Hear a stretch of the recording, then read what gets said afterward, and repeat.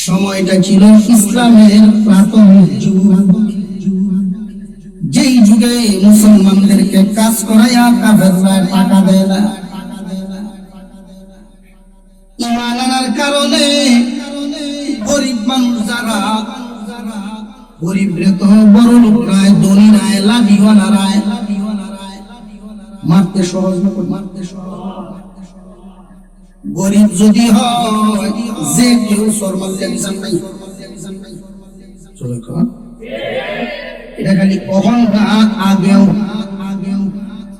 নতুন মুসলমান ঈমান এনেছে, কামলা দিলে টাকা দেয় না কাফেররা। এমন নির্যাতনের সময় কঠোর চেষ্টা তারা করলো কালিমার মিশনকে থামানোর জন্য, কালিমার দাওয়াত। আল্লাহর কি মেহেরবানি, তারা যত বাধা দেয় কালিমার গতি তত বাড়ে। দারুন নদুয়া নামক একটা মিটিং খানা, বৈঠক খানা, বর্তমানের সংসদ ভবন ছিল তাদের। আরব নগরী, মক্কা নগরী যারা চালাইতো সেই নেতা কর্মীরা বসছে, মাথা ব্যথা শুরু হইছে। আব্দুল্লাহ ছেলে যে মুহাম্মদ খুব ভালো ছিল, কত ভদ্র ছিল, এখন বাপ দাদার ধর্মরে মিটাই তোলাম সে রাস্তা। কত চেষ্টা করতেছি থামাইতে পারি না, কি করা যায়, কি করা যায়। এমনি একজন দাঁড়াইছে, তার নাম হইল নজর ইবনে হারেস। বড় বড় নেতাদের লেভেলের না, সাথী বলিয়া বুঝলেন, সাথী বলিয়া ভয়াল দেয় সাথে হেঁটে এই কইছ আমরা তাই কইছ বেটি মেরুজ করছি এই দিয়া আছে না নাই, নজর ইবনে হারেস তারা কয় যদি অনুমতি দেন ছোট মুখে একটা কথা কইতাম। কথা আমরা আপনারা তো চেষ্টা করলাম, মুহাম্মাদের কালিমা বন্ধ করতে পারবো না, এই মিশন তামানো সম্ভব না। মুহাম্মদকে তামাইতে যদি হয় তাওরাত এবং ইনজিলের আলেম আমাদের দ্বারস্থ হন, ওদের পরামর্শ নেন, দেখেন কোন বুদ্ধি পাওয়া যায় কিনা। কিন্তু দামি কথা করছে, তাওরাত ইনজিলের আলেম তখনকার জমানায় মক্কায় থাকে না, মদিনায় বসবাস করে। তুই যেহেতু কইছস তোর সাথে আরো দু চারজন হয়ে যা মদিনা, মদিনায় গিয়ে আমাদের মক্কা নগরীর হালত পেশ কর, তাদের পরামর্শ লয়ে আয়। নজর ইবনে হারেস সহ আরো দু চারজন মিলিয়ে গেল মদিনায়। মদিনার আলেমদের কাছে গিয়ে তারা দরখাস্ত পেশ করে, ও মদিনার আলেমগণ, আমাদের মক্কা নগরীর হালত খুব একটা ভালো না। আব্দুল্লাহ ছেলে মুহাম্মদ জীবনে কোনদিন মাদ্রাসায় পড়ে নাই, শিক্ষকের কাছে পড়াশোনা করে নাই, মূর্খ। নবী দাবি করে। এখন আমরা কি করতাম, আমাদের বাপ দাদার কোন ধর্মের বিরুদ্ধে আরেক নতুন ধর্মের দাওয়াত দেয়। নবী দাবি করে আপনারা তো বড় বড় আলেম ওলামা পরামর্শের জন্য আইছি, এই এলাকায় যদি ধর্মীয় কোন গন্ডগোল দেখা দেয় আলেমদের দ্বারস্থ হইতাম। ধর্মীয় কোন বিষয়ে সমাধানের জন্য কার কাছে যাওয়ার, আমার কাছে না, না সারেদা দিব, না সারেদা দিব, বেল্লা রাখতে পারো, বেল্লা রাখতে পারো। ও আলেমগণ, আপনারা আমাদেরকে পরামর্শ দেন, মুহাম্মদ কোন শিক্ষিত মানুষ না, মূর্খ মানুষ। 24 ঘন্টা তারা গবেষণা করছে, বোর্ড মিটিং করে তারা পরামর্শ করিয়া পরের দিন এই নজর ইবনে হারেসের বাহিনীর সামনে তারা পেশ করলো। ও মক্কাবাসী, তোমরাই বলছো মুহাম্মদ কোন শিক্ষিত মানুষ না, আমরা 3টা প্রশ্ন তোমাদেরকে শিখাইয়া দিচ্ছি, এই 3 প্রশ্ন নিয়ে যাও। এই 3টা প্রশ্ন নিয়া মুহাম্মাদের কাছে করবা। মুহাম্মদ যদি 3 প্রশ্নের উত্তর দিতে পারে না, যা ইচ্ছা দিন গ্রহণ করবা না। আর যদি মুহাম্মদ মূর্খ হওয়ার পরে এই 3 প্রশ্নের উত্তর দিয়া দেয়, তাহলে মনে করবা মুহাম্মদ সাধারণ মানুষ নয়, তার কাছে আল্লাহর পক্ষ থেকে ওহী নাযিল হয়। প্রশ্নের উত্তরগুলো যদি দিয়া দেয় তাহলে বুঝবা সাধারণ মানুষ নয়, এগুলো শিক্ষিত মানুষ ছাড়া দিতে পারবে না। আলেম ওলামাদের প্রশ্ন।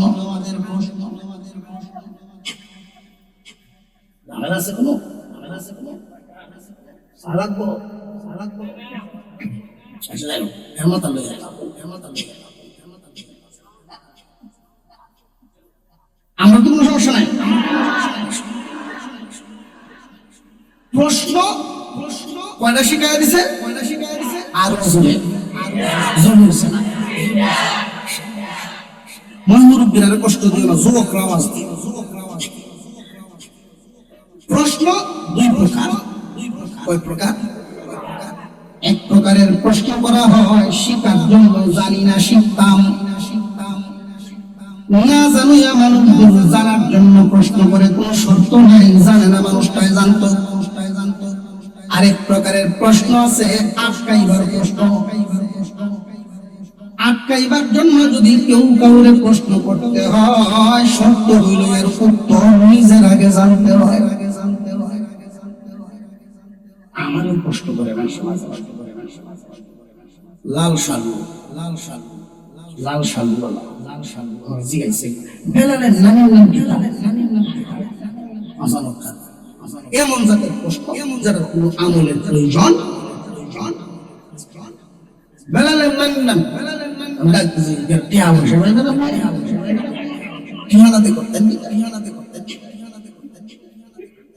ওযুর ফরজ কয়টা? এই যে কয়টা বুঝতে চাই আরেকটা।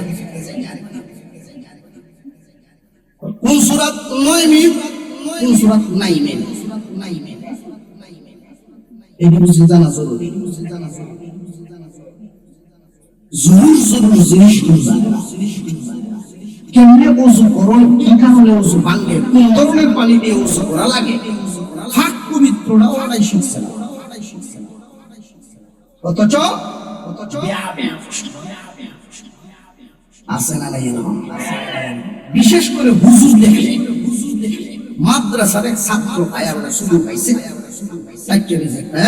মাদ্রাসা পড়ার জায়গা পাইছে, তুই লোকে হ তোর বাপ হবে না।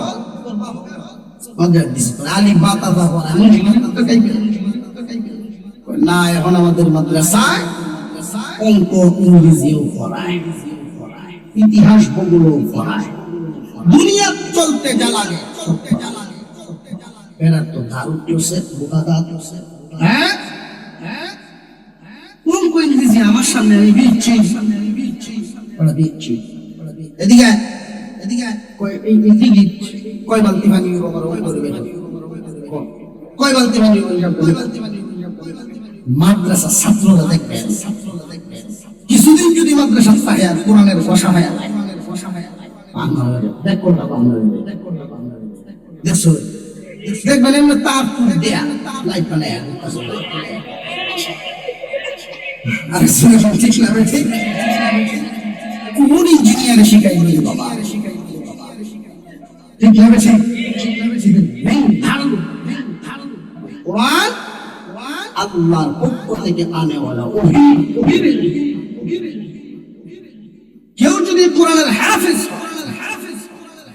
কোরআনুল কারীমের হাফেজ হইতে পারে, কোরআন মুখস্থ পারে, এই পরিমাণ ব্রেন যদি খরচ করে 10 জন ডাক্তার, 10 জন মেডিকেল সায়েন্স কমপ্লিট, কথা বুঝাইতেছে। মাদ্রাসা ছাত্ররা যেটা কয় বালতি পানি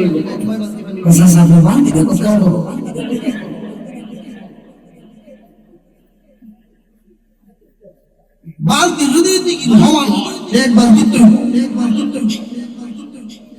আর যদি এর অর্ধেক হয়, তার অর্ধেক হইলে শুরু করতে থাকবে বাবা, আর নেই মিলে যেতে পারে।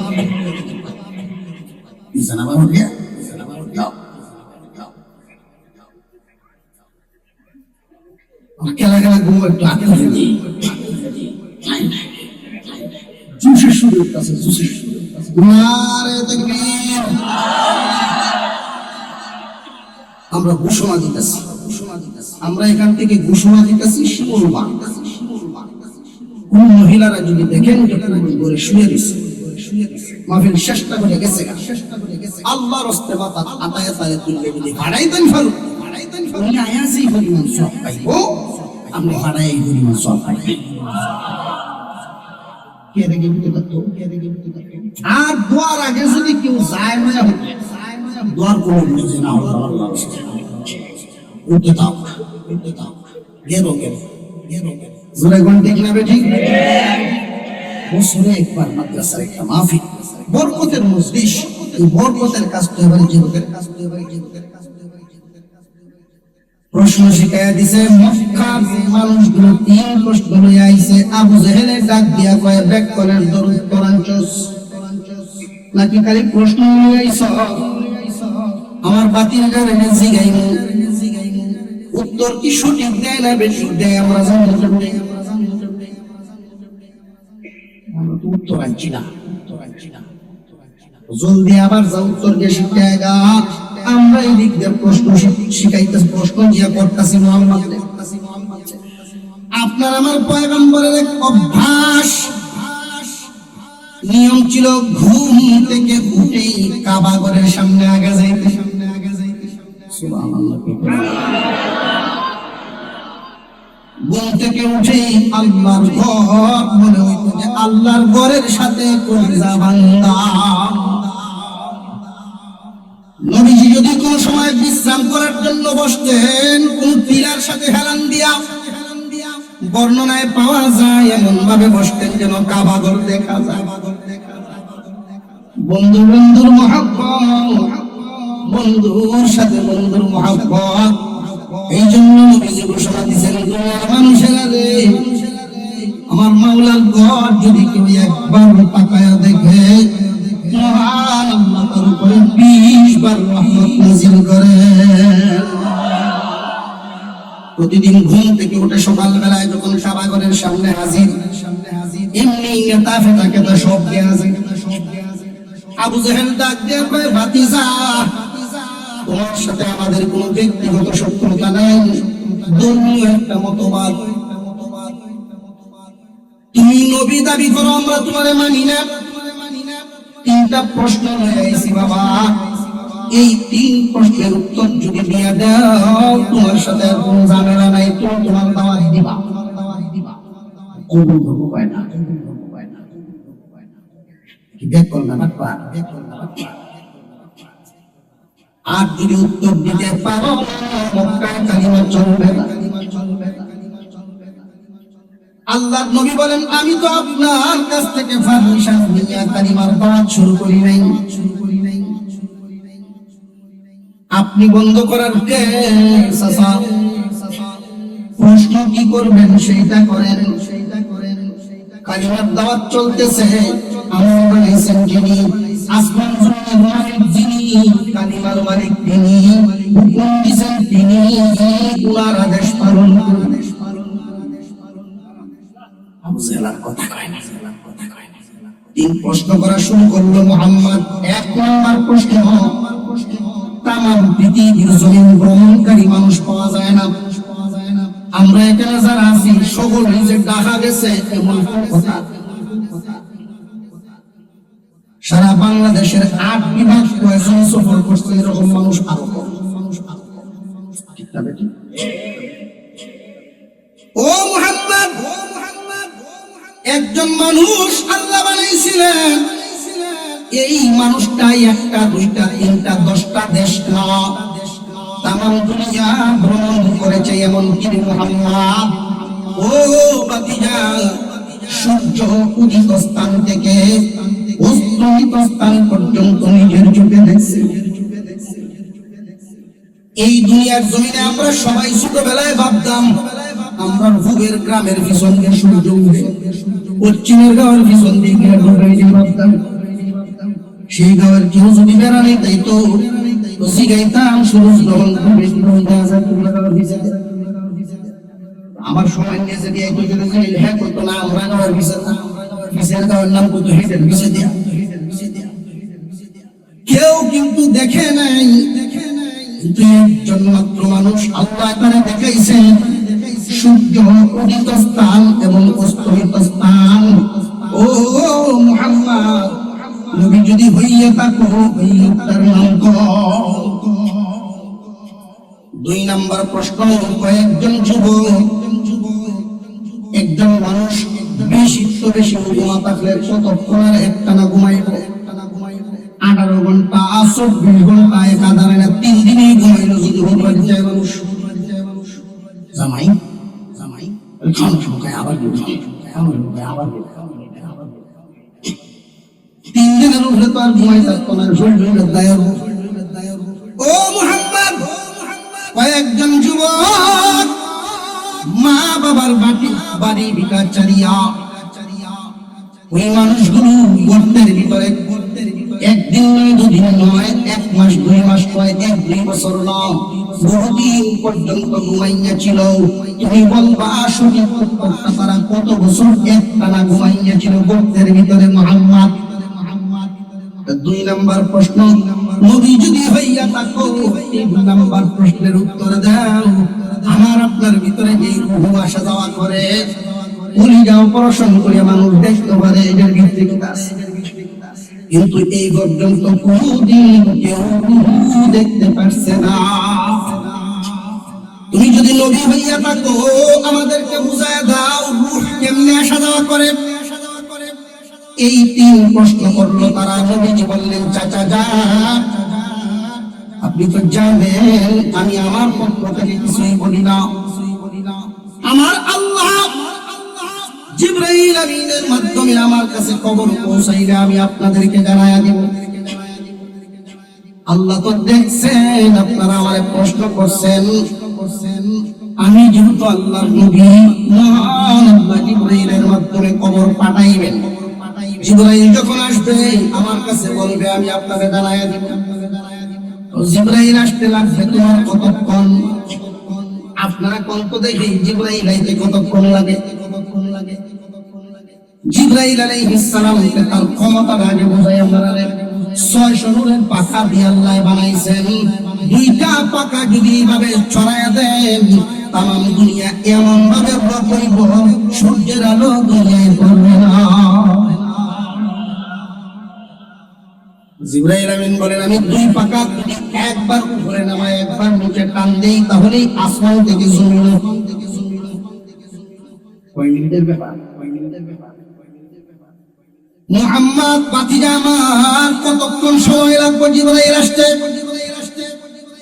নবীজি তো পারতেন ঘন্টা 2 সময় নিতে। আল্লাহর পয়গম্বর 1 ঘন্টা 2 ঘন্টা 5 ঘন্টা এইভাবে সময় নেন নাই, 24 ঘন্টা সময় নিছে। ও চাচা 24 ঘন্টা পরে এর ভিতরে আল্লাহ জিবরাইল আমিনকে আমার কাছে পাঠাইবেন। পাঠাইলে আমি জানি 24 ঘন্টা পরে আপনাদেরকে জানায়া দিব। তারা চলে গেল মিছিল দেওয়া শুরু হয়েছে, দারুণ আড্ডা শুরু হয়েছে। এতদিনে মনে হয় মুহাম্মদ রে আটকাইছি। আল্লাহর পয়গম্বর তাকায় রয়েছে আসমানের দিকে, আল্লাহর নবী তাকায় আছেন। জিবরাইল আমিন আসবেন বলে অপেক্ষা করছেন। সারাটা দিন চলে গেল জিবরাইল আমিন আসেন নাই। অপেক্ষা করতেছেন দেখি রাতের বেলায় আসেন কিনা। নবীজির ভিতরে পেরেশানি বাড়তেছে আর আসমানের দিকে তাকায় আছেন। আবু বকর সান্ত্বনা দেন, ওগো নবীজি আপনি পেরেশান হবেন না, মহান আল্লাহ অবশ্যই খবর পাঠাইবেন। আফসোসের ব্যাপার 24 ঘন্টা পার হয়ে গেছে, জিবরাইল আসেন। এবার বলেন মক্কার অবস্থাটা কি ছিল? শত্রু পক্ষটা কি পরিমাণ সুযোগ পাইছে? গলিতে গলিতে মিছিল। ওই তোমার উত্তর চাচা যান আমি তো বলছিলাম জিবরাইল আমিন আমারে জানায় দিলেন জানাবো। জিবরাইল তো আসেন নাই, আমি কেমনে বলবো? কারণ নবী মুহাম্মদুর রাসূলুল্লাহ নিজের পক্ষ থেকে কিছুই মুহাম্মদ হর রিজদা গুফতা তানা গুফতা জিবরাইল মুহাম্মদ হর রিজদা গুফতা তানা গুফতা জিবরাইল জিবরাইল হর রিজদা গুফতা তানা গুফতা মুহাম্মদ কিছুই বলতেন না যতক্ষণ না জিবরাইল বলতেন, জিবরাইল কিছুই বলতেন না যতক্ষণ না আল্লাহ বলিয়া দিতেন। 24 ঘন্টার ভিতরে আসেন না বলবেন প্রত্যেকে। তারা বিভিন্ন ধরনের কথাবার্তা শোনায় ফিরে গেল। এইদিকে দিন যাইতে লাগলো, 3 দিন পার হয়ে গেছে, জিবরাইল আসেন না। 5 দিন পার হয়ে গেছে, জিবরাইল আসেন না। 7 দিন 10 দিন পার হয়ে গেছে। এখন মক্কার মানুষ বিভিন্ন ধরনের কথাবার্তা বলা শুরু করছে। এই ধরনের কথা নবীজির আপন চাচি মানুষের ঘরে ঘরে গিয়া কয়, শুনছনি রে খবর, তোমরা শুনছনি আমার সাথের ঘরের খবর। নবীজির আপন চাচি, তার নাম ছিল উম্মে জামিল, আবু লাহাবের স্ত্রী। মা না থাকলে বাতিজার, মা না থাকলে চাচির আমার জায়গা লয়। কিন্তু এই চাচি কি করলাম বিভিন্ন জায়গায় মানুষের ঘরে ঘরে গিয়া আগুন জ্বালায়, শুনছনি রে আমার সাথে ঘরের খবর। মুহাম্মদ রে তো আল্লাহ ভুলে গেছে, মুহাম্মদকে আল্লাহ ভুলে গেছে। আল্লাহ তার প্রতি নারাজ। আসমান থেকে যে আসতো ওই শয়তানেরা আরো জোরে করল আউযুবিল্লাহ। এই কথা যখন চতুর্দিকে ছড়ানো শুরু হয়ে গেল, সারা মক্কার মানুষকে তখন যেই বৎসনা বিভিন্ন ধরনের কথাবার্তা শোনাইছেন, 8-10 দিন নবী এত কষ্ট পান নাই। যখন শুনলেন আল্লাহ ভুলে গেছেন, আল্লাহ নারাজ হয়ে গেছে, মানুষের মুখে মুখে এই কথা চলে গেছে, মুহাম্মদ কি মনে হয় আল্লাহ ভুলে গেছে, আল্লাহ মুহাম্মাদের প্রতি নারাজ হয়ে গেছে। নবীজি এত কষ্ট পাইছে, এই কষ্টটা আপনি আমার দিলে বুঝাইল না।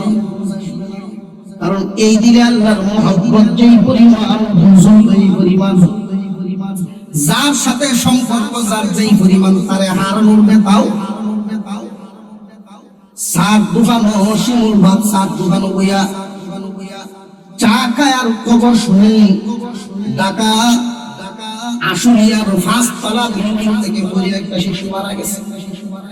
টেলিভিশনে খবর বলছে, চা খায় আর এর জন্য সুবিধা করবো, আর হুজুরে কর। কিন্তু ফিসন দিয়ে যদি একজন আইসা ডাক দেয়, ও সলিমতি ভাই তুমি চা খাইতাছো, তোমার নাতি তো পানি পড়ে থাকা, এইবেলা কি সলিমতি ভাই নাকি বলবো যে যা আমি আইতাছি সারা শেষ করে যাই না, চা পালায় তুই আগের বাচ্চা আমার আর সংবাদ আহা আহা কইছে শুধু, আর এখন একটা চা তুই নিজের খবরই নেই দৌড় দিছে। কোন কারণে? সম্পর্কের কারণে। আপনি আমার সাথে আল্লাহর সম্পর্ক, আল্লাহর মহব্বত যেমন আমার কাছে লাগবো তেমন।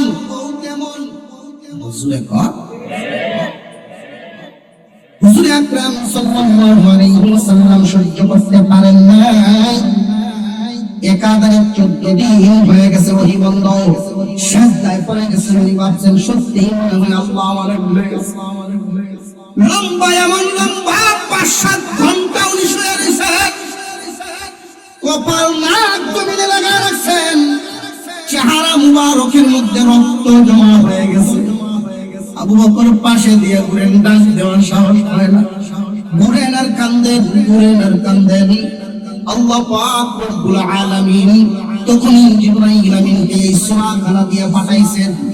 দোস্ত আমার খুব কষ্ট পাইতেছে, তাহলে জিবরাইল আলাইহিস সালাম আসলেন। ওগো নবীজি মাথা উঠান, আল্লাহ রব্বুল আলামিন আপনার উপরে ওহী নাযিল করছে। আর সুবহানাল্লাহ। হুজুর আকরাম সাল্লাল্লাহু আলাইহি ওয়াসাল্লাম সিজদা থেকে উঠেই জিজ্ঞাসা করেন জিবরাইল 14 দিন পার হয়ে গেল তুমি কেন আসো নাই?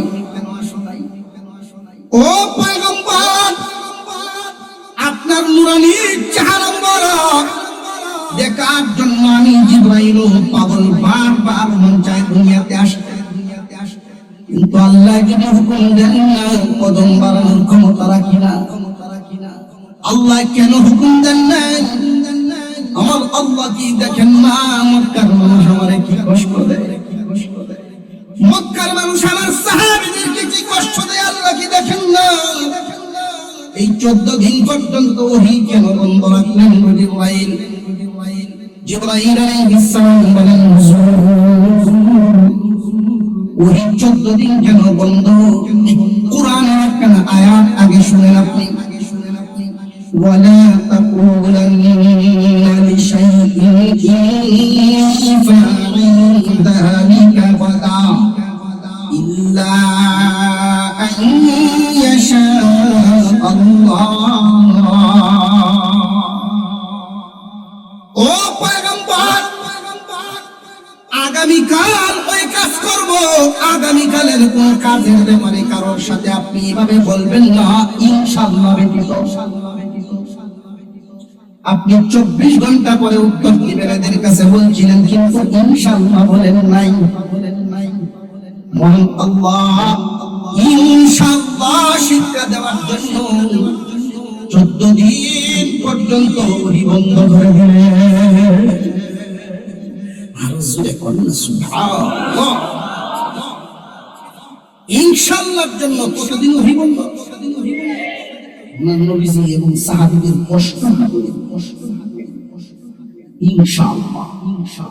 আগামী কালকে কোনো ওয়াদা কারোর সাথে যদি করেন, ভবিষ্যতের ওয়াদা 3 ঘন্টা পরে 1 ঘন্টা পরে অর্থাৎ ভবিষ্যতের কোন কথা কারোর সাথে বললে মুসলমানের দায়িত্ব, নবীর উম্মতের দায়িত্ব ইনশাআল্লাহ বলা। নবী কত কষ্ট করছেন ইনশাআল্লাহর জন্য। কথা বুঝে আসতেছে?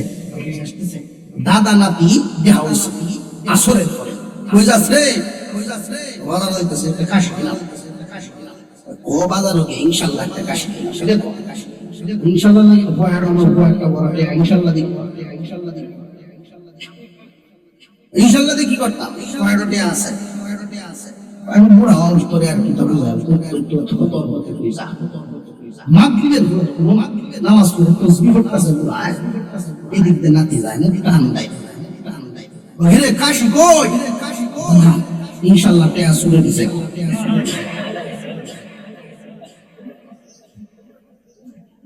দেখো ইনশাআল্লাহ বলি দিছে ইনশাআল্লাহ ও হন ইনশাআল্লাহ সময় মতো কইলা না ইনশাআল্লাহ যদি বলি আপনি কথা বলে আল্লাহর রহমতের একটা ঘেরা ওই কথার সাইডে দিয়ে আল্লাহ পাঠায়। ইনশাআল্লাহ বলিয়া যদি কেউ ওয়াদা করে ওয়াদা পূরণের পিছনে আল্লাহর সাহায্য নাযিল হয়। নিয়ত সহি করে যদি কথা দেয় ইনশাআল্লাহ বলে আর ওয়াদাটা পূরণ করতে পারে নাই কথার কথা আমি শিমুলবাগ আসবো আজকের এই তারিখ ইনশাআল্লাহ আমি আসবো নিয়ত সহি নিয়ত কোনো গন্ডগোল নাই ভিতরে ভিতরে এরকম না এরকম না নিয়ত ঠিক ইনশাআল্লাহ আমি যাবো কোনো কারণে আইলাম না আসতে পারি নাই এই জন্য ওয়াদা খেলাফে ইনশাআল্লাহ এত দাম ইনশাআল্লাহ এত দাম কথা বুঝা মাসালাটা বুঝছেন নিয়ত ঠিক ইনশাআল্লাহ সাথে মনে থাকবো তো যদি কোন জীবনে ইনশাআল্লাহ যদি সাথে লাগায় উঠতে পারি নিয়ত করলাম না আল্লাহ বুঝেন না বুঝেন না আল্লাহ বুঝেন মানুষের কলবের খবর রাখেন একমাত্র তুমি কার সাথে ধোঁকা দিবে কারে ধোঁকা দিবে আল্লাহরে ধোঁকা তোমার নিজেরই তুমি ধোঁকা দিবে বুঝে আসতেছে এখন এখানে আমার আপনার প্রশ্ন ইনশাআল্লাহ শিক্ষা দেওয়ার যদি উদ্দেশ্য হবে 14 দিন ওহী বন্ধ কেন আল্লাহ তো সাথে সাথে ওহী নাযিল করে এই কথাখানাও বলে দিতে পারতেন দোস্ত আগামীতে কি কথা বলার সময় ইনশাআল্লাহ সাথে লাগায় বলতে পারতেন না মুফাসসিরিন কেরাম এখানে অনেকগুলো কারণ উল্লেখ করেছেন। কারণ একটা কারণ হলো যে জিনিস যত কষ্টে হাসিল হয় তার কদর তত বাড়ে। আখিরি জামানার পয়গম্বরের উম্মত যেই দিন জানবে তাদের নবী ইনশাআল্লাহর জন্য 14 দিন কাঁদছেন। আশিকে রাসূল নবীর মুহাব্বতের উম্মত কোনদিন ওয়াদার সময় ইনশাআল্লাহ বলবে না। 2 নাম্বার কারোর সাথে যদি মুহাব্বত বেশি হয়, হঠাৎ করে যদি দেখে না বেশ কয়েকদিন 2 সপ্তাহ যাবত দেখে না মুহাব্বত কমে না, মুহাব্বতের আগুন আরো বাড়ে। ওহি হরদম নাজিল হইতে আছে হঠাৎ একটু গ্যাপ দিলেন, নবীর মুহাব্বত নবীর অন্তরে আল্লাহর যে মুহাব্বত, এই মুহাব্বত আল্লাহ আরো বাড়ায়া দিলেন।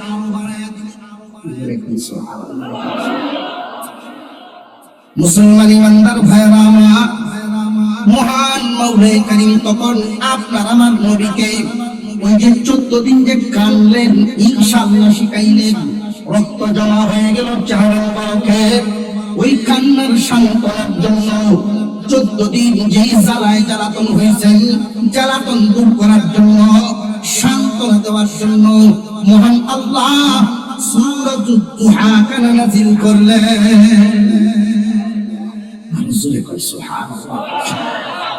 অন্যান্য পয়গম্বর আর আপনার আমার পয়গম্বর, অন্য পয়গম্বররা পাগল থাকতেন আল্লাহকে কেমনে খুশি করা যায়। কথা বুঝতেছেন? অন্য নবীগণ পাগল পারা আল্লাহকে কেমনে খুশি করা যায়। আর এখন দিতে কি আল্লাহ পাগল তার দোস্তেরে কেমনে খুশি করা যায়। 14 দিন যে কান্দাইলাম কেমনে খুশি করা যায়, কেমনে খুশি করা যায়। সূরাতুদ দুহা নাযিল করে আল্লাহ প্রথমেই ডাক দিলেন, ওয়াদ-দুহা ওয়াল-লাইলি ইযা সাজা। ও দোস্ত আমার, আলোকিত সূর্য, গভীর রজনী, যেটাই আমি বললাম এখানে আর ব্যাখ্যা বিশ্লেষণ করলাম না, লম্বা রাত এবং দিনের কসম খাইলাম। আল্লাহ যদি কসম খায়া কথা কোন কথার ওজন কি দুর্বল না সবল? আল্লাহ এমনি কইলেই তো কসম, এর মধ্যে আবার কসম, রাত এবং দিনের কসম। মা ওয়াদ্দাআকা রাব্বুকা ওয়া মা ক্বালা। আপনার রব আপনাকে ভুলেন নাই, আপনার প্রতি নারাজ হন না। উত্তর মানুষ কথাটা ছড়াইছে, মনে আছে? মুহাম্মদকে আল্লাহ ভুলে গেছে, তার প্রতি নারাজ হয়ে গেছে। আল্লাহ কোরআনে সূরা নাযিল করে দিলেন, আয়াত নাযিল করে দিলেন, রাত এবং দিনের কসম। মা ওয়াদ্দাআকা রাব্বুকা ওয়া মা ক্বালা। আল্লাহ তোমাকে ভুলেন নাই, তোমার প্রতি নারাজ হন নাই। ও দোস্ত আমার, আপনার রব আপনাকে ভুলেন নাই, আপনার প্রতি নারাজ হন নাই। কসমটা খাইলেন যে রাত এবং দিনের, কসম খায় একটা ইঙ্গিত এইখানে আল্লাহ দিয়ে দিলেন। দোস্ত, রাত এবং দিনের কসম খায়া বুঝাইয়া দিলেন এক কথা। কি কথা সেটা? আমি 14 দিন কেন ওহী বন্ধ দিলাম জানেন কি দোস্ত? রাতের পরে দিন, দিনের পরে রাত, রাতের পরে দিন, দিনের পরে রাত, এটাই হলো স্বাভাবিক নিয়ম। যদি একাধারে 40 রাত থাকে অথবা 40 দিন থাকে, মানুষের জীবন ব্যবস্থা কি সুখের হবে না দুঃখের? বুঝতেছেন?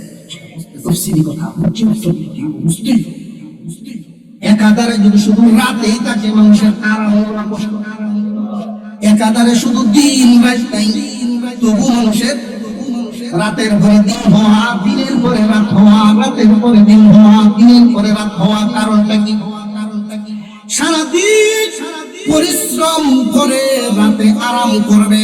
রাতে যখন মানুষ ঘুমাইতে যায়, বিদুর ঘুমে যখন মানুষ থাকে হাওরের মাঝখানে গৃহস্থী মারিয়া মাছ মারিয়া জালটা নিয়ে যেই কষ্টটা করিয়াছিল, ঘুমের ভিতরে মহান আল্লাহ এমন এক মেডিসিন ঢুকাইয়া দিয়েছেন, ঘুমের মাধ্যমে সেই ক্লান্তি দূর করিয়া দেয়।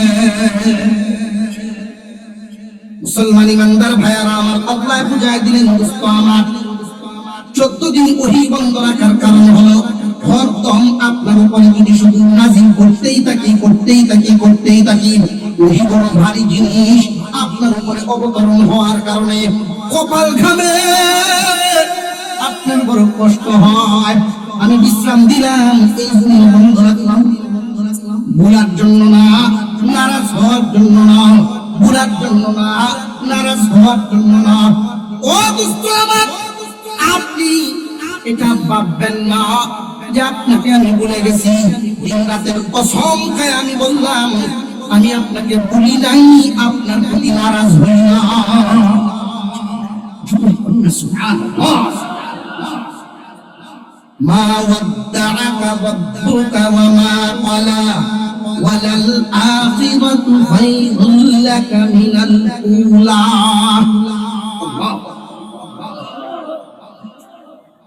প্রথমে তিনি বলছেন আমি ভুলি নাই, আপনার প্রতি নারাজ হই নাই, শুধু আপনারে বিশ্রাম দেওয়ার জন্য, ইনশাআল্লাহ গুরুত্ব বাড়ানোর জন্য, আপনার ভিতরে আমার মহব্বত আরো বাড়াইবার জন্য 14 দিন বন্ধ রাখছি। কিন্তু এই সুযোগে মক্কার কাফেররা আপনারে কষ্ট দিল দোস্ত, আমি আপনারে পুরস্কার দিয়া, সান্ত্বনা দিয়া আপনারে আমি খুশি করবার চাই। প্রথম সান্ত্বনাটা হলো ওয়ালাল আখিরাতু খায়রুল লাকা মিনাল উলা, ইহকাল থেকে পরকালে আপনার জন্য আমি কল্যাণ রাখিয়া কি মঙ্গল, এমন কিছু পুরস্কার কোন নবীকে যেটা আমি দিব না, এমন কিছু পুরস্কার কোন নবীকেই আমি এটা দেব না। এক দুইটা আপনাদেরকে শোনায়া দেই, এর মধ্যে একটা হলো জান্নাতের চাবি। আরো জোরে বল সুবহানাল্লাহ। 2 নম্বর হাউজে কাউসার, যেই হাউজে কাউসার হবে 3 গুণ বিশিষ্ট। কয় গুণ? দেখতে হবে দুধের চাইতে সাদা, খাইতে হবে মধুর চাইতে মিষ্টি, সুঘ্রাণ হবে মেশকে আম্বরের চাইতে আরো বেশি। 3 গুণ বিশিষ্ট 1 গ্লাস পানি যদি ওই দিন কেউ পান করতে পারে, 50,000 বছর সমপরিমাণ লম্বা সময় হাসরে থাকবে। 1 গ্লাস পানি যদি ওই দিন কেউ পান করতে পারে, জান্নাতে ঢোকার আগ পর্যন্ত আর তার পানির পিপাসা লাগবে না। ওই হাউজের মালিক আল্লাহ নবীরে বানাইবেন না, আপনারা আমার নবীরে দিবেন। ওয়ালাল আখিরাতু খায়রুল লাকা মিনাল উলা। 14 দিন আপনারে কান্দাইলাম, কষ্ট দিলাম, আপনি কষ্ট পাইছেন দোস্ত আমার, এই জন্য আপনার জন্য পুরস্কার ঘোষণা করলাম। মঙ্গলের আরেকটা ঘোষণা হলো, আরেকটা নিয়ামত কিয়ামতের দিন সব মানুষ, সব নবীগণ, ওলিয়া উলিয়া গৌস কুতুব সহ সবাই হাঁপিয়া হাঁপিয়া যার যার কবর থেকে দাঁড়াইব। কবর থেকে দাঁড়াইয়া হাসরের মাঠে গিয়া যখন একত্রিত হবে, সবাই হাঁটিয়া হাঁটিয়া যাবে, একমাত্র আপনার আমার নবীকে আল্লাহ হাঁটায়া নিবেন না। দোস্ত আমার, হাঁটিয়া যাবেন না, আপনার জন্য একটা সওয়ারির ব্যবস্থা রাখছি, একটা উট। এই উটের পাগুলো থাকবে স্বর্ণ এবং রূপা দিয়ে বাঁধাইবা, উটের হাড়গুলো থাকবে হীরা মানিক মুক্তার, ইয়াকুত পাথরের লাগামটা থাকবে হীরা মানিক মুক্তা লাগানো, রেশম কাপড়ের গদি। যখন আপনার আমার পয়গম্বর এখানে উঠে বসবেন, আল্লাহ ডাক দিবেন, আপনার একজন সাহাবীকে ডাক দেন লাগামটা ধরার জন্য। 100 লক্ষ সাহাবী, প্রত্যেকেই তো ইসলামের জন্য জীবন দিতে প্রস্তুত। নবীজি তাকায়া দেখেন, সবাই তাকায়া রয়েছে, আল্লাহর নবী কার দন্তনা যায় ঘোষণা দেন। নবীজি সাহাবীদের চেহারার দিকে তাকায়, আমার মায়ার নবী বলেন, আল্লাহ আমি কার নাম কইতাম, সবাই আমার লাগি পাগল, আমি ওদের জন্য পাগল। প্রভু গো, নিয়ামত দিয়েছেন আপনি, এই মুহূর্তে আমার কোন সাহাবী আনলে পছন্দ হয় আপনারা আপনি ঘোষণা দেয়া দেন। আল্লাহ তখন ডাক দিবেন, বেলাল, রে বেলাল, আসো, উঠে লাগাম ধরো আর হাসরের মাঠের দিকে নিয়ে যাও। ওয়ালাল আখিরাতু খায়রুল লাকা মিনাল উলা, ওয়ালাল আখিরাতু খায়রুল কল্যাণ। দোস্ত আমার, আমি আপনাকে ইহকাল থেকে পরকালে কল্যাণ দিব। এই খায়রের ব্যাখ্যায় মুফাসসিরিনে কেরাম এইরকম নিয়ামত যেটা কোন নবীকে দিবেন না, শুধু আপনারা আমার নবীকে দিবেন, এরকম নিয়ামত 26টা উল্লেখ করা। এই 26 কইরা লইয়া পরের আয়াতে আল্লাহ নবীকে খুশি করার জন্য আরেকটা পুরস্কার ঘোষণা দিলেন, ওয়ালা সাউফা ইউতিকা রাব্বুকা ফাতারদা। যেই মাত্র এই আয়াত কারা জিবরাইল পড়ে শোনাইছে, রক্ত এখন জমা আছে লাল, চেহারা মুবারক লাল, লম্বা সেজদার নিশানা, কিন্তু মুস্কি একখান হাসি মারছেন নবীজি। আবু বকর বলেন, ইয়া রাসূলুল্লাহ, একটু আগে কাঁদলেন, চোখ মুবারকে কোন পানি, মুস্কি হাসি মারলেন, বুঝলাম না। আল্লাহ পয়গম্বর বলেন, আবু বকর রে, আল্লাহ পাক রব্বুল আলামিন কি বলছেন তুমি বুঝছো নি? ওয়ালা সাউফা ইউতিকা রাব্বুকা ফাতারদা। প্রথমে তো বলছেন ইহকাল থেকে পরকালে কল্যাণ, এরপরে আয়াতে আল্লাহ বলেন, ও দোস্ত আমার, এমন পুরস্কার দিন, এমন পুরস্কার দিন আপনারা খুশি করে যাবেন।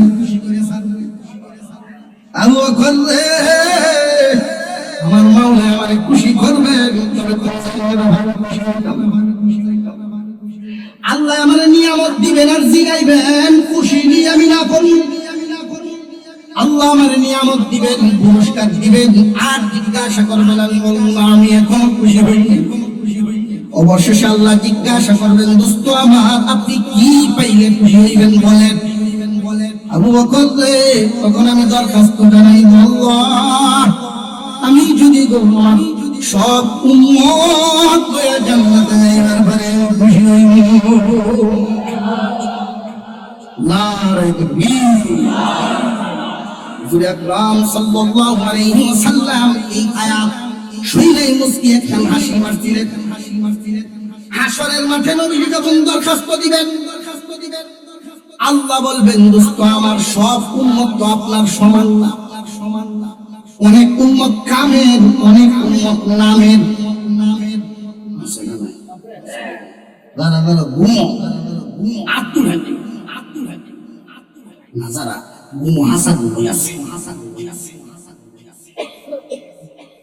অনেক উম্মত কামের, অনেক উম্মত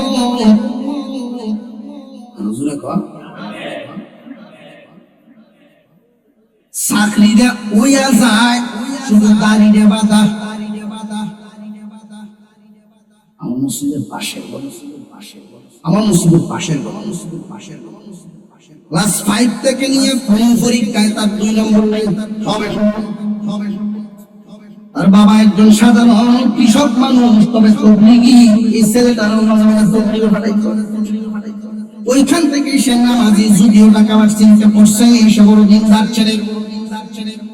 এমন এক চাকরি হয়েছে, বেতন হয় 1 লাখ, অফিসের গাড়ি দিব, ফ্ল্যাট দিব, বছরে একবার 15 দিন ভ্রমণ করবো পৃথিবীর যে কোন দেশে, কোম্পানি।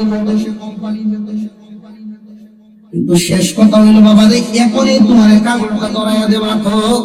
ওই দেখো ক্যামেরা দিয়ে কোম্পানির মালিক বিদেশ থেকে দেখতেছে, আর আবদার হইল তোমার মুখের যে দাড়িটা রে বাবা, দাড়ি যদি ফালাইয়া দাও, ওই বাবা এখন কামাই লাগবে না, কালকে অফিস আইবার সময় কামাই আইব। যদি কথা দেও তাহলে এখনই অ্যাপয়েন্টমেন্ট দেয়া দিব। এমনি কাগজটা হাতে নিয়ে সুদা টান দিয়া সিরিয়া কয়, ওই রিক্সা চালাইয়া খাবো, তবে আমি আমার নবীর কলিজায় সুরি লাগাইতাম না। এটা হলো কামের উম্মত, এগুলো হলো কামের উম্মত। কিয়ামতের দিন নবীজি নিজ হাতে এদেরকে হাউজে কাউসার পান করায় দিবেন। আল্লাহর পয়গম্বর বলেন, ওই দিন আল্লাহ পাক রব্বুল আলামিনের কাছে দরখাস্তের পরে আল্লাহ বলবেন, ও দোস্ত আমার, সব উম্মত নিয়ে আপনার সাথে করে যাইতে পারবেন না, আমারও তো কিছু হিসাব নিকাশ আছে। কেউ হইলো নামের উম্মত, কেউ হইলো কামের উম্মত।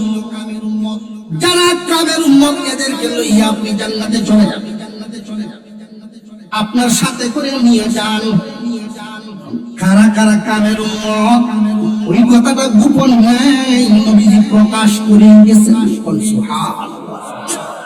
قال النبي صلى الله عليه وسلم من أحب سنتي فقد أحبني ومن أحبني كان معي في الجنة। আল্লাহ নবী বলেন, যে আমার সুন্নতকে ভালোবাসলো সে আমারে ভালোবাসলো, আর যে আমারে ভালোবাসবে আমার সাথেই জান্নাতে ঢুকবে। অর্ধেকটা হাদিস শোনায় সরল মনা মুসলমানরা, অর্ধেক হাদিস শোনায় বাটপারের দল, মাজার হুজারিরা। নবীর ভালোবাসা হইলেই জান্নাত, নবীর ভালোবাসা হইলে জান্নাত। বাকি অর্ধেক হাদিস ভালোবাসা হয় কেমনে এটা পায় না। নবীজি বলেন, ভালোবাসা হইল তখন সুন্নতের মহব্বত হইল যখন। শুধু ভালোবাসি, শুধু ভালোবাসি, শুধু নাম আছে, কথা বুঝে আসতেছে। এরপরে আল্লাহ পাক জিজ্ঞাসা করলেন, দোস্ত এখন তো খুশি হয়েছে, মুস্কি আসছে, এখন আপনার সাথে আমার একটু আলাপ। সুবহানাল্লাহ। আমি চাচি মক্কার কয়জন মানুষ, এরা কইতাছে কোথায় কোথায় যে আল্লাহ মুহাম্মদ বলছে, আর আপনিও মনে এত কষ্ট পাইছেন, এত ব্যথা পাইছেন, মনক্ষুণ্ণ হয়ে গেছেন। ও দোস্ত, আপনি যেদিন এতিম ছিলেন আমার রহমত কি সাথে ছিল না? আপনি যেদিন এতিম ছিলেন আমি আল্লাহ সেই দিনও আপনাকে বলি। সুবহানাল্লাহ। আলাম ইয়াজিদকা ইয়াতীমান ফাআওয়া। আপনাকে এতিম অবস্থায় পাই নাই, ওর অভিভাবক মিলায় দিছি, জায়গায় জায়গায় অভিভাবক, জায়গায় জায়গায় অভিভাবক। এমন অভিভাবক আমার রহমতের ছায়াটা আপনার উপরে এত বিস্তৃত করেছি, এমন ভাবে আমার রহমত আপনার পিছনে লাগায় রাখছি। দোস্ত, আপনি যেখানে যান সেখানেই আপনার ভালোবাসার মানুষ তৈরি হয়, আপনাকে মহব্বত করলে ওয়ালা তৈরি হয়। আপনি যখন হালিমার উপরে গেলেন আমার রহমত সেখানে পাঠাইলাম। হালিমার উপরের যত প্রাণীগুলো ওইগুলোর দুধ ছাড়াই দিয়েছিলাম, আমি দুধ দিয়ে ভরপুর করে দিয়েছি, যেন আপনারে মহব্বত করে। আমি ওই দিনও আপনারে বলি নাই। আপনি গেলেন খাদিজার বাড়িতে, আপনার বন্টনে যেই বকরা বকরি অন্যান্য রাখাল রাইসা খাদিজার কাছে বিচার দেয়, ও মালকিন, আমরা খাসি বরকা বরকিরে যেই কোন বকরা দিলে যেই পরিমাণ ঘাস খাওয়াই, মুহাম্মদ এই পরিমাণ ঘাস খাওয়ায় না। কি করে? আমরা দূর থেকে তাকায় দিকে আশ্চর্য ব্যাপার, সব বকরিগুলো মুহাম্মদকে চতুর্দিক থেকে ঘিরে জানি মুহাম্মদের দিকে তাকায়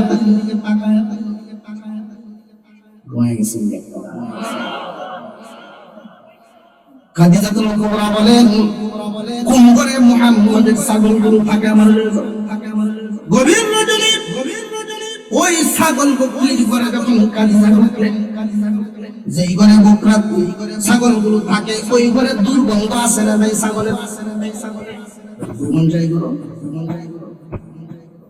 বড় বিয়া ভাঙ্গেছে, সাথে ছাগল থাকে, এই যে মোনা সাথে ছাগল, এই ছাগলের গন্ধে ওটা জান বেরো বিয়া ভাঙ্গেছে।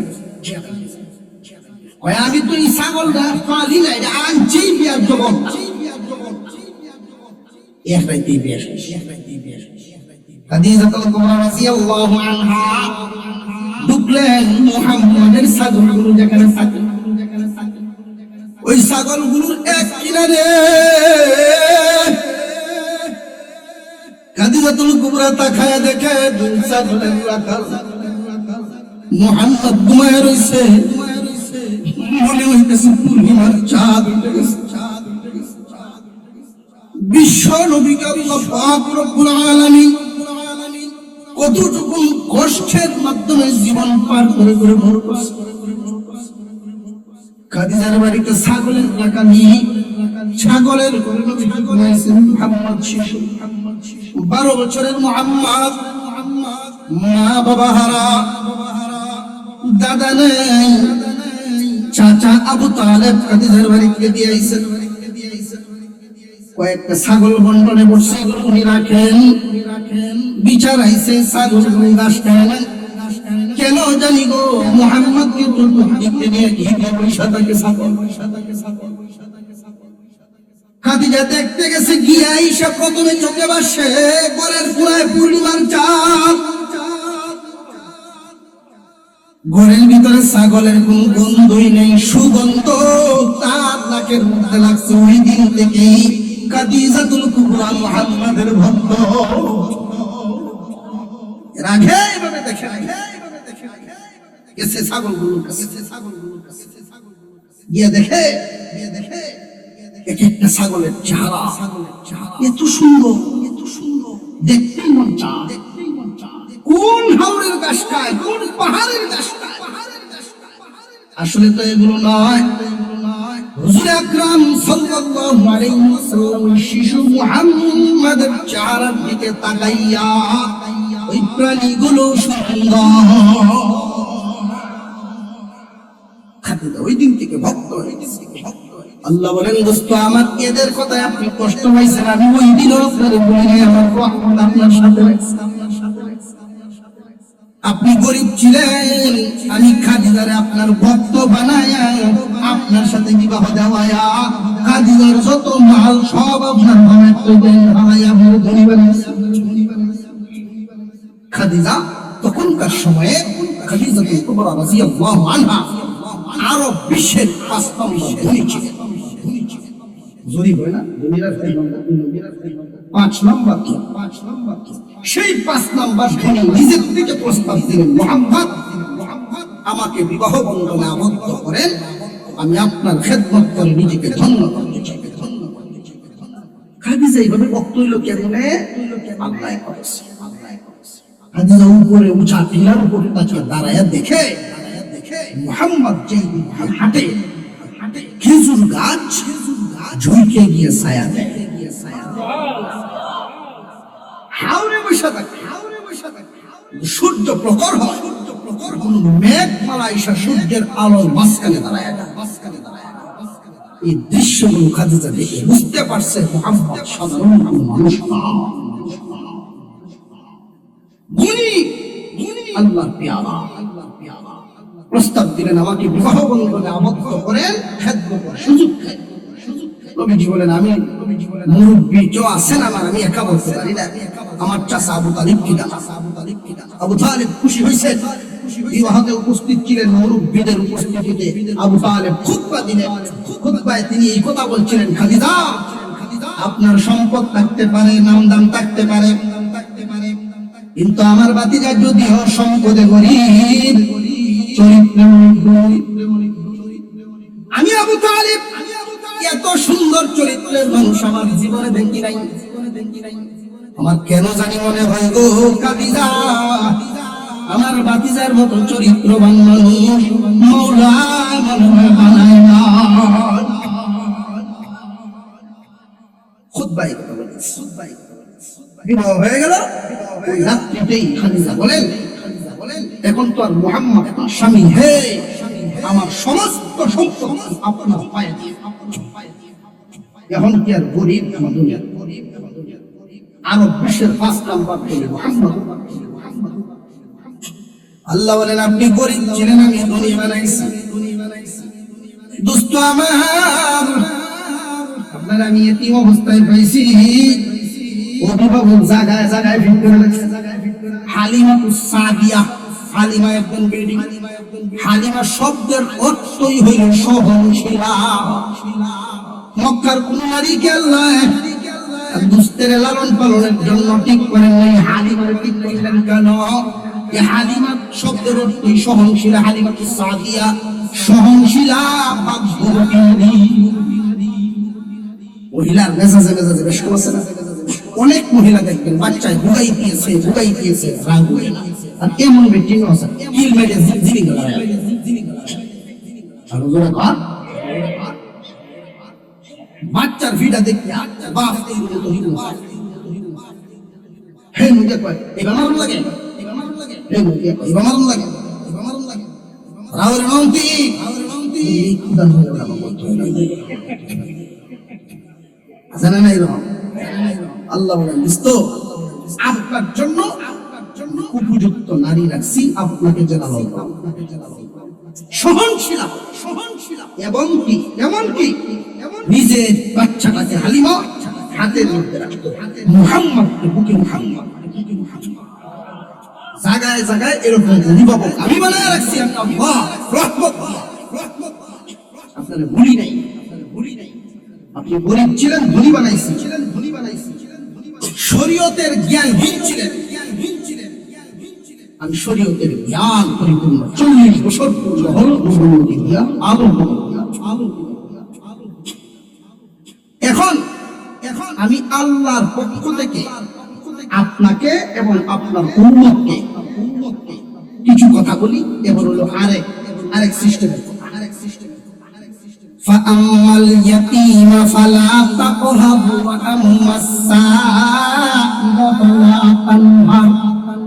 দোস্ত আপনি এতিম ছিলেন, আমি অভিভাবক করেছি, এতে বোঝা গেল আমি আল্লাহ এতিমদের বড় আদর করি। আমি আল্লাহ এতিমকে ভালোবাসি, আপনার এতিম বানায় পাঠাইছিলাম। দুনিয়ার জমিনে কেউ যদি এতিমরে আদর করে এতিমের অভিভাবক হয়, আমি আল্লাহর বড় মায়ার বান্দা হয়।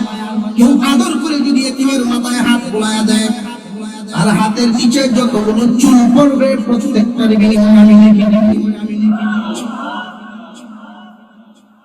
সাবধান, এতিমকে ধমক দিবেন না, আপনিও না আপনার উম্মতেও না, অর্থাৎ এতিমের প্রতি কঠোর হবেন না। অনেক মানুষ এতিমের প্রতি কঠোর হয়, বড় ভাই মারা গেছে এতিম কইয়া চুলাই লাঠি মারার সুযোগ পাইছে, লাঠির গুড়ানে বড্ডা বড্ডা সুবিধারকে দিল। এমন সুবিধাবাদী পাষাণ হৃদয়ের মানুষ আছে, আর এমন মানুষও আছে এতিমের জিম্মাদারি কান্দৌড়ায় করে। দোস্ত আপনি এবং আপনার উম্মত এতিমের প্রতি কঠোর হবেন না। আপনি এতিমের প্রতি দয়াল হবেন, আপনার উম্মতও যেন দয়াল হয়। এতিমরা যারা আদর করবে, আসমানের নিচে যত ঘর বাড়ি আছে সবচাইতে উত্তম ঘর সেই ঘর যেই ঘরে এতিম আছে এবং এদের দেখশন করা হয়, এদের দেখভাল সঠিকভাবে করা হয়, উত্তম ঘর। নবী জিয়ারত হাদিসে বলেন এতিমের অভিভাবক আর আমি নবী মুহাম্মদ দুই আঙ্গুল যত কাছাকাছি হাসরে থাকবো এত কাছাকাছি। আর রাসূলে কোন সুবহানাল্লাহ। ওয়া আম্মা সাইলা ফালা তানহার, কোন সাহায্য শানে ওয়ালারে ফেরত দিবেন। আপনি গরীব ছিলেন, আমি ধনী বানাইছি। ধনী গরীব বানানোর মালিক শেষ করতে সন্দেহ না থাকলে বলেন কে? মাল তোমার না, মাল হইল আমি আল্লাহ। বালা লাগছে তোমার টেন দিছি, গরিব রে ভিক্ষুক বানায় তোমার সামনে নিয়ে ফেলেন। আমার মাল আমার গরিব রে দিবা, তোমার কিয়ামতের দিন আল্লাহ অনেক মানুষে অনেক ধনীরে জিগাইবেন, ধনীরে আমি তোরে মাল দিছিলাম, আমি কাপড় চাইছিলাম, আমার একটা কাপড় দিলি না। ক্ষুধার্ত হয়ে আমি খাওয়ান চাইছিলাম, আমার খাবার দেশ নাই। আল্লাহ এগুলোর থেকে তো আপনি পবিত্র, খাওয়ান কাপড় এগুলো তো আপনার লাগে না। মনে নাই গরিবে যে চাইছিল, ওই গরিবের হাতটাই আমি আল্লাহর হাত। আল্লাহর ওয়াস্তে কেউ যদি হাত বাড়ায়, আল্লাহর ওয়াস্তে মানে আল্লাহর জন্য, আল্লাহর ওয়াস্তে হাত বাড়াইলে এই হাত ফেরত দেওয়া যাইবে না। ওয়া আম্মা বিনিয়ামতি রাব্বিকা ফাহাদ্দিস, যারে যেই নিয়ামত দান করেছি এই নিয়ামতের শুকর আদায় করেন। দোস্ত, আপনারে নিয়ামত দিয়েছি, নবুয়তের নিয়ামত, সুতরাং নবুয়ত আপনি বন্টন করতে থাকেন, হাদিস বর্ণনা করতে থাকেন। আপনার উম্মতদের যাকে যেই নিয়ামত আমি দান করব তারা যেন সেই নিয়ামতের শুকর আদায় করে। দুই পদ্ধতি কয়টা? আরো জোরে হইছে না? একটা হইল কওলি আর একটা হইল ফি'লি। মুখের মাধ্যমে শুকরিয়া, কাজের মাধ্যমে শুকরিয়া। আল্লাহ দিয়া নিয়ামত যেন তোমার কাজের মাধ্যমে আদায় হয়।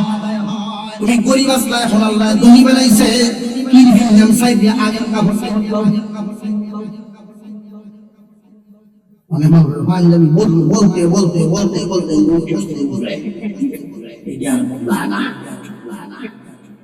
আছে না নাই? এরা কৃপণ। আল্লাহ নিয়ামত দিছে, নিয়ামতের চিহ্ন, আল্লাহ দিয়া নিয়ামতের চিহ্ন যেন তোমার মধ্যে পাওয়া যায়। বলে তুমি না শুকর, তুমি না শুকর। আগে যে সময় আসিল না হইলি ওহনো হইলি কৃপণ। আরেকটা কাজ হইল কাজের মাধ্যমে আল্লাহ যারে যেই দায়িত্ব দিয়েছেন এই দায়িত্বের হক আদায় করে দায়িত্ব পালন করার মাধ্যমে, মৌখিক ভাবেও ডিউটি পালন করে, কাজের মাধ্যমেও আল্লাহ যেন আমাদের আমলের তৌফিক দেন। প্রশ্ন রয়েছে নিতে দেখছেন? দাঁড়ায় রয়েছে ভিডিও শোনা দোয়া করে ওটা জবর ধরে রয়েছে। এই প্রশ্ন আমি তিনটা কাজটা তো সব শেষ, আর তো কোনো কাম নাই।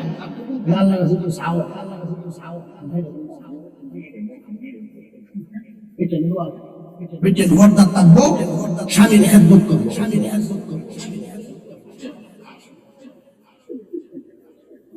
মহিলা মাহবুব, যেই মহিলার উপরে স্বামী খুশি তার প্রতি আল্লাহ খুশি। আমার কথা না, হাদিস, নবীজির হাদিস। আসমানের নিচে জাতি দুইটা, পুরুষ নারী। পুরুষ জাতির উপরে আল্লাহ এবং রাসূলের হুকুমের উপরে মা বাবা, নারী জাতির উপরে আল্লাহ এবং রাসূলের উপরে স্বামীর হুকুম। কোন ব্যক্তি যদি কয় হুজুর এটা বিড়ি খায়, তখন আমি খাই মুক্তি না, মুক্তি হয় না, হয় না, হয় না। জামাই যে মুক্তি হয়। মাগো মাগো, তোমার স্বামী তোমার জন্য সবচেয়ে বড় পীর, সবচেয়ে বড় পীর। এই স্বামীর পাও দয়া দিবা, আব্দুল কাদের জিলানীর পাও দেওয়ার চেয়ে সব বেশি। কেউ যদি ভুল ব্যাখ্যা বা করতে পারে আমার সেই ভাব, নবীজির হাদিসে আল্লাহর রাসূলকে লাগায় বলছেন, ফাতেমা আমি মুহাম্মদ ডাক দিলেও আসবা না, আলীর অনুমতি নিতে। কত কঠিন কথা, বুঝে আসতেছে? আমরা মা বোন রেডে বুঝে না, জামাই সাহেব কাজ জমাই করে কিলাই দিতে সব বলাস করছে, সব বলাস করছে। বিটে বেটা দেখো বুঝায় এমনটি, বুঝায় এমনটি বেটা লড়াই আল্লাহ বুঝাইবো, বুঝাইবো। একমাত্র কারণ সোশ্যাল মিডিয়া, জাগতিক শিক্ষার বেহায়াপনা, টিভি, টেলিভিশন, ভিডিও, সিডিও, ছবি, সাবা, নাটক, নাটকে বলে মানুষের চরিত্র চরিত্র নষ্ট। জামাই মারা শ্বশুর শাশুড়ি মানুষ কিরণ মালা নাকি না, আরো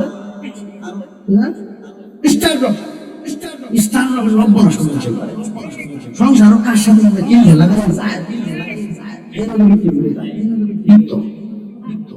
মাগো মাগো, এতটুকুন সময় স্বামীর কাছে বসে থাকো, স্বামী স্ত্রী একসাথে যদি ঘরে বইয়া শুধু আলাপ করে, স্বামী স্ত্রী একসাথে বইয়া আলাপ করতেছে। আমার আল্লাহর কাছে দেখতে খুব ভালো লাগছে। আদম হাওয়ারে জুড়ায় বানাইছে। আদম হাওয়ার বংশধর এই দুজন বড় এক খুব ভালো লাগে। নফল নামাজের শব্দে কোন কিছু খাওয়ার সময় স্বামী আদর করে বউয়ের বউয়ের যদি স্বামী বউ যদি শোনা আসতে ফরমাইতা আমার সাজু ফরমাইতা সময় মতো এখানে কিন্তু অভ্যাস নেই। আচ্ছা আমার মুরব্বি যারা আছে আমরা আমার আওতার আমি কোনছে বিয়ার দিন আমরা হিয়াইছি এটা কত দুধ পাট দাও দাও দিলে দাও হ্যাঁ দাও দিত না দিছে কি সময় মিডিয়া আর জোরে কর আই দাও কার মজাই থাকে না এর দ্বারা এটাই বোঝাইছে এই ছেলে মেয়ে তোমাদেরকে আজকে আইন ভাঙিয়ে দিলাম, এই যে শিখাইয়া দিলাম, এই শিক্ষা আগ পর্যন্ত নামাজ পড়াইয়া দেয় এর মানে এই না যে এই নামাজেই শেষ নামাজ পড়াইয়া দিয়ে এটা বুঝাইছে মুসলিম মিল্লতের উপরে তোমাদের বিয়ে হইছে, নামাজি জিন্দেগি নামাজি পরিবার হিসেবে তোমার জিন্দেগি চলবে। এটা বুঝে আসতেছে?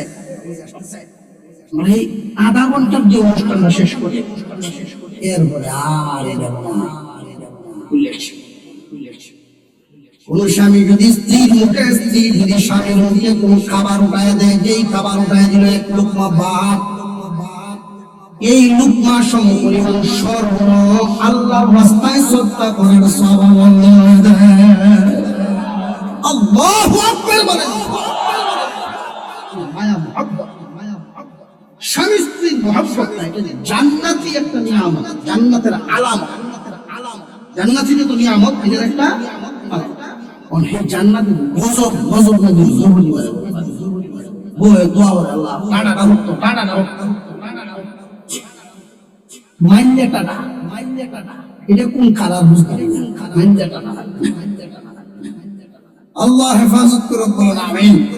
মহিলা মা বোনদেরকে সহি বুঝদান করে, স্বামী স্ত্রী দুইজনে মাঝে মাঝে খেয়াল মাস্কারাম করো।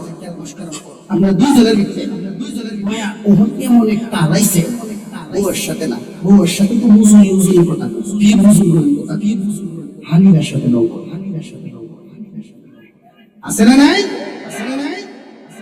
এখানে যারা আছেন আপনারা গার্জিয়ান, মেয়ে যার কাছে বিয়ে দিচ্ছে এই মেয়েটারে লিয়ে বলবে সুটটারে লিয়ে বলবে আপনি ওয়াজ হইছেন শিখতে তো গেলেন সাবধান বিয়ার দিক বড় জামাই কই তুমি কোলরে দেই না বলো এই কোলরে দেই না গাড়ি এটা মোলা কি ওটা মোলা আরেক বেটার বল কোলরে আরেক বেটার কে শিখাইলো এই নিয়ম নীতিগুলো? এইজন্য আমি বলে থাকি আমরা নামে মুসলমান হলো ওই আগের যুগের যে কিছু রীতি রেওয়াজ এখনো রয়ে গেছে। শনি মঙ্গলবারে খুশি দেওয়া যেত না খেত, রোববার দিন বাস কাটিস না বেটা, এই দিন যদি তোর মা মরে রোড দিয়ে দিবে, কথা বুঝে আসতেছে? আল্লাহ ইসলামী শরীয়ত কত সুন্দর সংস্কার আমাদের মাথার উপরে চাপায়া রাখছে, শরীয়তের বিধিবিধান রাখছে দূরে, সংস্কার গুলো আছে। ইসলাম কত সহজ, স্বামী স্ত্রী দুজন বিয়ার দিন এক ডজন মেয়ের পক্ষ থেকে মেয়ের বাড়ি থেকে জামাই রে গায়ে হলুদ ওই দিন বাড়ি আমি মনে করতেছি ওই দিন বাড়ি আনে মাই আচ্ছা গোসল একমাত্র ফোরে গোসল করানি লাগতো মুর্দা লাশের। মুর্দা লাশ কি হয় পরে উপরে গোসল করানি লাগতো, জিন্দাদের উপরে ওয়াজিব মুর্দার গোসল দেওয়া। কথা বুঝে আসতেছে? জামাই রে মুর্দা জিন্দা ধরে কোন মাসলা সুন্নত ফালতাম না ওয়াজিব ফালতাম না পূজা ফালতাম হারামি বাবা। কথা বুঝে আসতেছে? 8-10 জন মেয়ে দিয়া পারেছে, এটা বলে গায়ে হলুদ দিতেছে। এটা গায়ে হলুদ না, নষ্ট হলুদ। আরো জোরে কোন নষ্ট হলুদ? এটা মুসলমানদের রীতি রেওয়াজ নয়, ইহুদি খ্রিস্টান হিন্দুয়ানি রীতি রেওয়াজ। বিয়েটার বরকত নষ্ট হয়, বেদাত তরিকায় বিয়ে হয়, পরে বেদাত তরিকায় তালাক। রহমত থাকে না সংসারে, বিয়ার দিনই গন্ডগোল তাহলে 2-3 মিনিটের যে কাম, এই যে কইলাম না ঘরের ভিতরে নিয়ে আর মনমুরব্বীরা পাইছে আর অন্যান্য কাজ করবো, বহুত বেদাত কাজ, সাউন্ড বক্স বাজান না, মুর্দা উঠি কবরের মুর্দা উঠি কাফে, জোরে কর মাটি কাফে না, মুর্দা উঠি কাফে বললে বেটা আয়তত পাশে মাটি বিশ্বাস হলে লুকিয়ে ভাঙিয়ে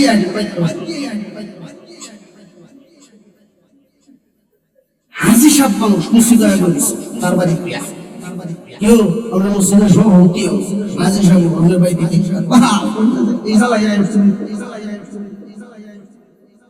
বেশি কিস্তা হলে ইমামের বেশি কিস্তা কথা শুনে আমি গেলে একটু রাহ হচ্ছিলাম, আমি দুই বড় থাকতেছি না। মুরব্বী আপনার ভিটা পবিত্র রাখার জিম্মাদারি আপনার। আপনি যদি দারাজ বলতে আওয়াজ দেন আমার বাড়িতেই নাপাক কাজ চলবে না, আমি একজন মুসলমান, মসজিদ কমিটির সদস্য আমি, আল্লাহর ঘরের সভাপতি আমি, নামাজি মানুষ। এই বাড়িতেই বিয়ে একটা ইবাদত, বিয়ে কিতা খেলনা ইবাদত। এই কাজের মধ্যে অন্যায় চলবে না। তখন আপনার এই দারাজ কণ্ঠের আওয়াজে বুড়ি যদি তাহে বড় কথা বুঝে আসতেছে, গান্দা গুলো দেবো নাতি নাত করবো নানু নানু আমারই কোন না না দাদা গেলেন তো 2-3 কুদান কায়া দেখবেন সাইড দিয়ে গাছের তলে বুড়িটা তখন একটা না তখন বলা আনছিল বসছি ফেরত দিলাম 8-10 মিনিট বা আধা ঘন্টা 1 ঘন্টার ভিতরেই আপনার সমালোচনার সময় এটুকু, কিন্তু সারা বছর সারা জীবন আমার নানা সত্যিকারের মুসলমান, আমার নানা সত্যিকারের মুসলমান। যেই দিন থাকবেন না ওই দিনও এই বাড়ির মানুষগুলো বলবে অমুক চিন্তা থাকতে অন্যায় কামি বাড়ি করতেছে, ঠিক না বেটি? যদি আপনি তোমার নাতি রেখো আরাম বসে জেঙ্গানটা কায়া ওটা আমার একটু হাল দে কাছে একটু হাল দে নাই বসে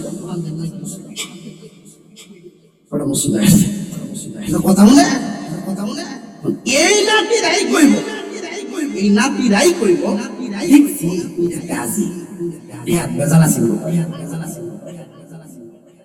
একটু করে বানিয়েছ না না একটু করে বানিয়েছ খুব করা না না না খুব সামাজিক জায়গা ইচ্ছা করো কিন্তু কঠিন লোক চালা কঠিন। আপনি দেখবেন সমাজে 10 জন মাতাব্বরের মধ্যে যদি 11টা থাকে সত্যিকারের লোক, হয়তো 9টা মিললে মামলা ফালবো বিপদ ফালবো, কিন্তু সত্যিকার ভাবে অন্তর থেকে এই লোকটাকে লড়াই করে সে অন্যায়ের সাথে আপোষ করে না, ওই সাথে তার একটু মারা গেলে কবরে যে শুয়ে থাকবো, বাতিলরা এই রাস্তাটাতে গেলে বাঘ শুয়ে গেছে, জীবনে অন্যায়ের প্রশ্রয় কথাটা বলে হক হকেই থাকে, বাতিল বাতিল।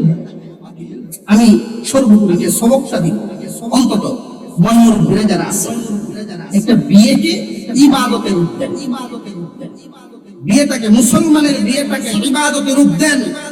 ইনশাআল্লাহ রহমত নাজিল হবে, সুখের সংসার হবে। বুঝে আসতেছে? আল্লাহ বান্দারে দিত চায়, আমরা নিজে ইন্ডিয়া তো ইদানিং বলে চালু হয়েছে গ্রাম অঞ্চলের বিয়া,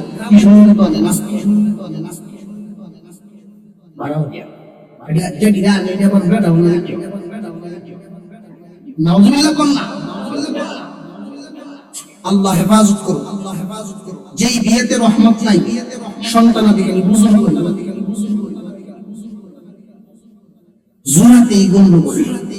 আল্লাহ আমাদের সকলকে সহি বুঝদান করে দিন, আমিন। আর জোরে বলুন আমিন।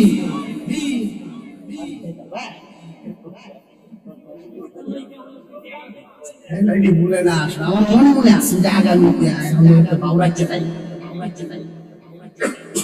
আগামীতে আমরা একটা বাউকে যাই। মুসলমান ইমানদার ভাইরা আমার, খুব মনোযোগ, নবীজিকে প্রশ্ন করা হয়েছিল, কয়টা মনে আছে? এক নাম্বার প্রশ্ন, কোন ব্যক্তিটা সূর্য উদিত স্থান থেকে অস্তমিত স্থান পর্যন্ত আল্লাহ তার নিজের চোখে দেখাইছেন, লোকটার নাম কি? এই লোকটার নাম কুরআনের ভাষায় যুলকারনাইন। নবী ছিলেন না, তবে আল্লাহ পাকের অত্যন্ত পেয়ারা বান্দা, আল্লাহর ওলি। আল্লাহ তাকে একটা মুআজিজার ঘোড়া দান করেছিলেন। তাফসীর ওলামায়ে লিখেন, ঘোড়ায় চড়ে যুলকারনাইন যখন তাবুক মারতেন, প্রতি কদমে শত শত মাইল করে ঘোড়াটা চলত, প্রতি কদমে ঘোড়ায় চড়ে যুলকারনাইন জীবনে তামাম দুনিয়া দুইবার ভ্রমণ করছে। আল্লাহ কুদরতি ভাবে সূর্য উদিত স্থান থেকে অস্তমিত জায়গা পর্যন্ত দেখাইছে। দুই নাম্বার প্রশ্ন, প্রত্যেক যুবক এক আধারে কতদিন ঘুমাইছিল? আল্লাহ জানায় দিলেন, দোস্ত আপনি উত্তর দিয়ে দেন 300 বছর অতিরিক্ত আর 9 বছর। যেটা একটা কাহিনী আলাদা, সাহাবে কাহাফের কথা। অনেক সময় যদি হয় সূরা কাহাফ থেকে তারা এই আলোচনা করা, এরা ঘুমো উঠিয়া গিয়ে দোকানদারের যে পয়সা লয়ে গেছে, এই পয়সা 300 বছরের আগে পয়সা লয়ে আপনার বাড়ি কই, আপনার বাড়ি কই মনে মনে কোনো গুপ্ত দল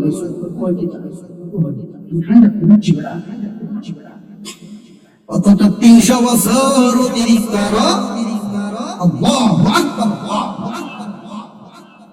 আল্লাহ এই ঘটনা এমন এক পরিস্থিতিতে ঘটাইছিলেন যখন নাকি মানুষ পরকাল সম্পর্কে বিশ্বাস ও বিশ্বাসের মধ্যে ভাসমান ছিল। আল্লাহ এই জ্বলন্ত ঘটনা দেখায়া বুঝাইয়া দিলেন, মানুষরা রে দেখ, আমি পানি মাটি মিশলেও আমি আবার জিন্দা করতাম। 300 বছর ঘুম পাড়াইছি, প্রতি 40 দিন পরে পরে তাদেরকে করোড় পাল্টা হয়,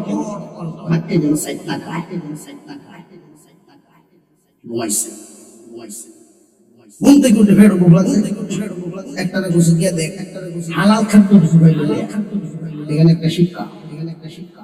কি খাদ্য? হালাল হারাম তো আমরা যে হোটেলেও গিয়া জিন্দাটা মারছে না, মরে না,